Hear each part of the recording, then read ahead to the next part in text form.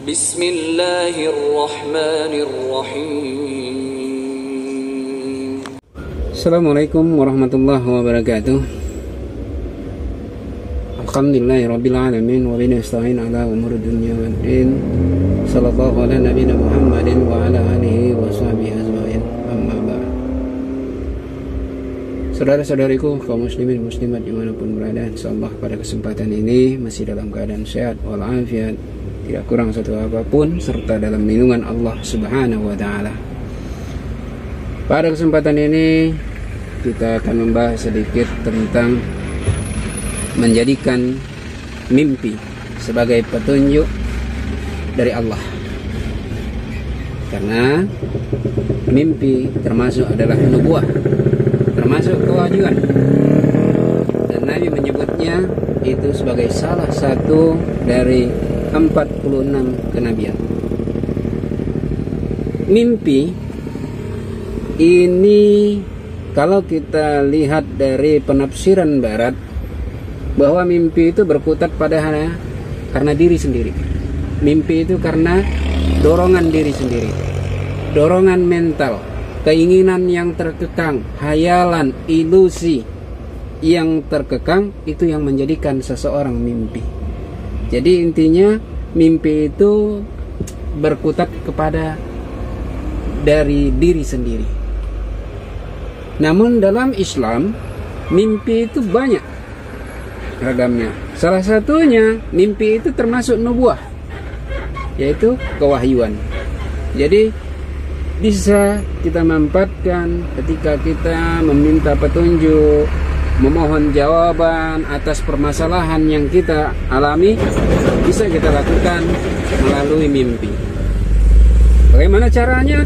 Berdoa kepada Allah, semoga Allah memberikan kita mimpi berupa petunjuk tentang masalah kita, tentang solusi kehidupan yang kita alami. Dalam banyak hadis disebutkan bahwa Ummul Mukminin Aisyah radhiyallahu anha pernah ditimpa fitnah yang luar biasa.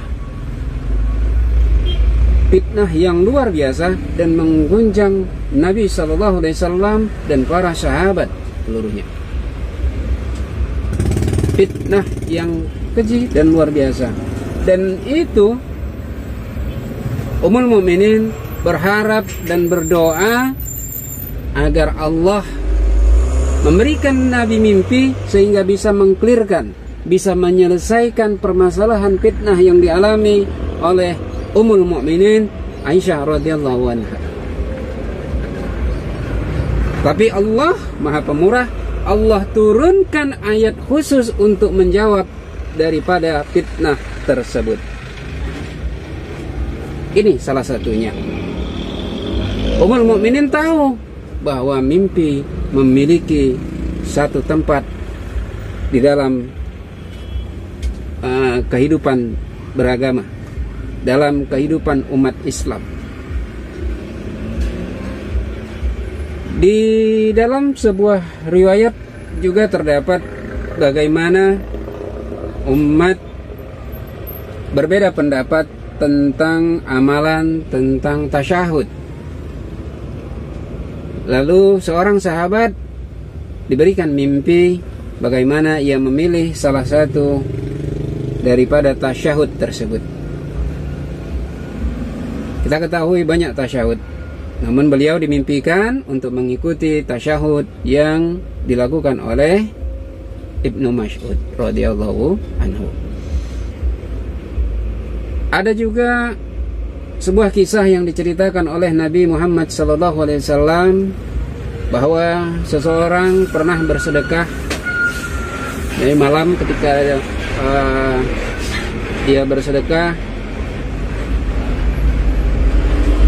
tidak tahunya dia bersedekah kepada seorang pencuri.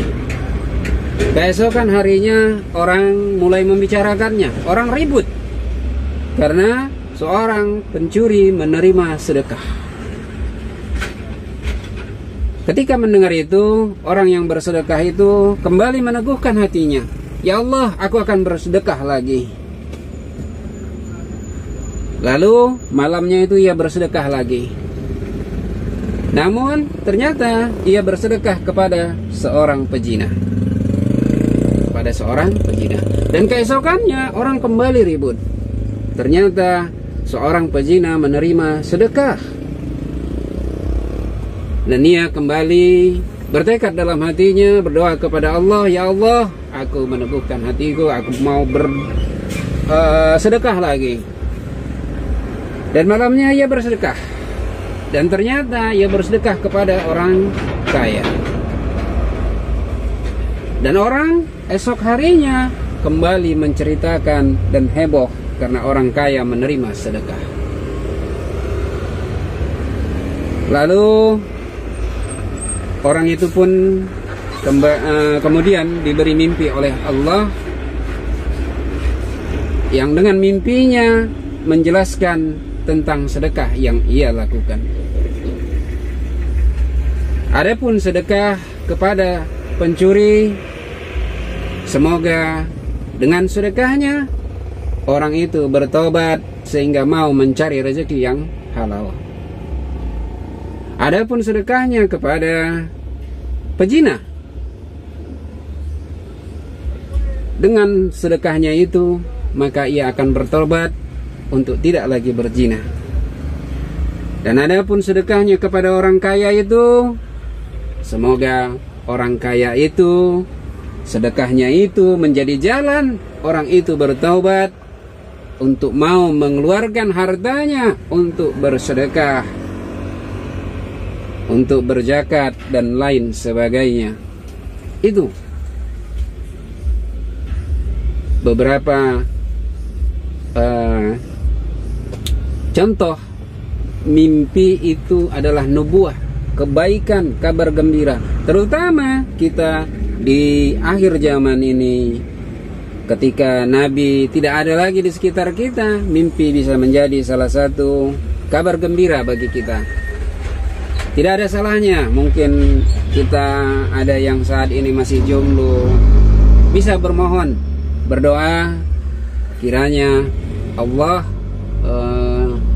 memberikan mimpi kira-kira seperti apa jodoh kita, mau gimana pertemuan jodohnya. Minta petunjuk kepada Allah. Kadang kita berdoa, mungkin kita tidak menemukan jawabannya, ataupun belum menemukan jawabannya. Mimpi bisa menjadi salah satu jalan kewahyuan, kabar gembira bagi kita.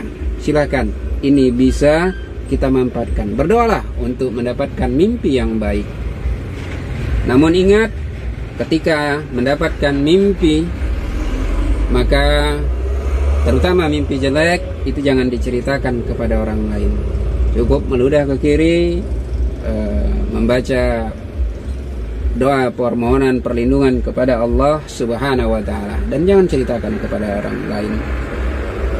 Dan mimpi ini bisa juga banyak bisa kita manfaatkan, termasuk dalam perbedaan ikhtilaf di antara kita. Ketika banyaknya perbedaan di tengah-tengah kita, ini bisa kita manfaatkan. Ya Allah, mohon petunjuk bagaimana kira-kira mana amalan yang Allah terima, mana yang tidak, mana yang ajaran-ajaran yang sesat dan menyesatkan. Dan mimpi yang baik dan mimpi yang paling benar, Nabi Sallallahu Alaihi Wasallam sebutkan, mimpi di akhir, ketika menjelang akhir zaman, menjelang kiamat, mimpi akan banyak benarnya. Ketika mendekati subuh, di situ juga mimpi yang paling benar. Begitu juga orang yang paling benar mimpinya, mereka orang yang paling benar perkataannya, mereka orang-orang yang paling jujur perkataannya. Bisa kita manfaatkan. Sahabat yang menerapkan berdoa untuk mendapatkan mimpi, salah satunya adalah sahabat Ibnu Umar radhiyallahu anhu. Dia berdoa memohon untuk mendapatkan mimpi yang baik, dan beliau mendapatkan mimpi bagaimana beliau diperjalankan melihat keliling surga dan neraka. Dan sejak saat itu juga beliau termasuk orang yang kemudian tidak berhenti sholat malamnya. Karena apa? Salah satunya karena mimpi yang kemudian ditafsirkan Nabi SAW. Mungkin ini aja singkat mengenai manfaat mimpi yang bisa kita lakukan, bisa kita mohonkan kepada Allah Subhanahu wa Ta'ala. Mudah-mudahan bermanfaat kepada kita semua, khusus kepada diri pribadi. Salah dan kurang saya mohon maaf. Adapun yang lebih dan kebenaran itu hanya milik Allah semata. Billahi taufiq wal hidayah. Assalamualaikum warahmatullahi wabarakatuh.